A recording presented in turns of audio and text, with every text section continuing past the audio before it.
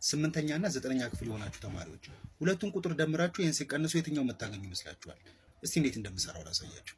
ይሄ ማለት ይኸው እዚህ ጋር ጽፌዋለሁ። ከዛ ሩት 8 ማለት ምን ማለት ነው? 8ን በሁለት በአብጅ ዛፍ በሁለት አራት ሶ ሁለት ሲባዛ በአራት ነው ማለት ነው። አራትን እንዳተነትኗ ተቀምጥ፣ ምክንያቱም ከሩት ውስጥ ትወጣለች። ስለዚህ ሩት 8 ማለት አራት ሲባዛ በሁለት ማለት ነው። 50ንም እንደዚሁ 50 ለሁለት ይካፈላል አይደለም? በሁለት 25 ነው። ስለዚህ 50 ማለት ደግሞ 5 ደግሞ ከሩት ውስጥ ስለሚወጣ ይቀመጥ እንደዛው።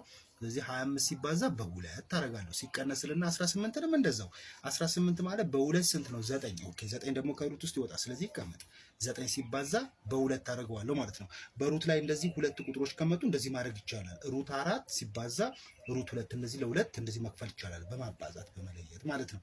ይሄኛውንም ሩት 25 ሲባዛ ሩት 2 ማለት ነው። ይሄኛውም እንደዚሁ ሩት 9 ሲባዛ ሩት 2 ነው። አራት ከሩት ውስጥ ትወጣለች አይደለም? አራትን ከሩት ውስጥ ትወጣ ስንት ነው? 2 አይደለም? 2 ሲባዛ በ2 4 ነው። ሩት 2 ግን አትወጣም። ስለዚህ ሩት 2ን አስቀምጣታለሁ። ሲደመር 25ም እንደዚሁ ከሩት ውስጥ ትወጣለች። ስንት ነች? 5 ነች። ሩት 2 ደግሞ አትወጣም። ስለዚህ ሩት 2 እንደዚህ ጽፋታለሁ።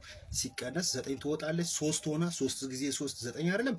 ስለዚህ እንደዚህ ከዛ ሩት 2 እንደዚህ አስቀምጣለሁ ማለት ነው። አሁን ሩታቸው እንደዚህ ከተመሳሰለ ሩት 2 ነው፣ እዚህ ጋርም ሩት 2 ነው። ከተመሳሰለ መደመር እችላለሁ፣ መቀነስም እችላለሁ። መደመርና መቀነስ ከፈለኩኝ ሩታቸው መመሳሰል አለበት አይደል? ይሄ ሩት 2 ነው፣ ይሄም ሩት 2 ነው። ስለዚህ 5 እና 2 የውጭ ያለውን ደምረዋለሁ ማለት ነው። 5 እና 2 ነው የምደምረው። 2 እና 5 ሲደመር ስንት ነው? 7 ነው አይደለም? 7 ይሁንና ሩቶቹን ደግሞ አንዱን ብቻ ወስዳለሁ፣ ሩት 2 እላለሁ ማለት ነው። ዘን ሲቀነስ 3 ልና ሩት 2። አሁን ደግሞ መቀነስ እችላለሁ። 7 ሲቀነስ አሁን የሩታቸው ይመሳሰላል አይደለም?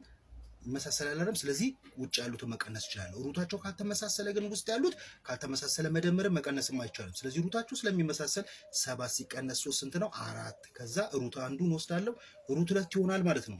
4 ሩት 2 ይሆናል። መልሱ የትኛው ነው ማለት ነው? ቢ ነው ማለት ነው። በነገራችን ላይ 4 ሩት 2 ማለት ይሄንን 4 ሲባዛ በ4 ሁለት ጊዜ አብዙት። 4 ሲባዛ በ4 16 ነው።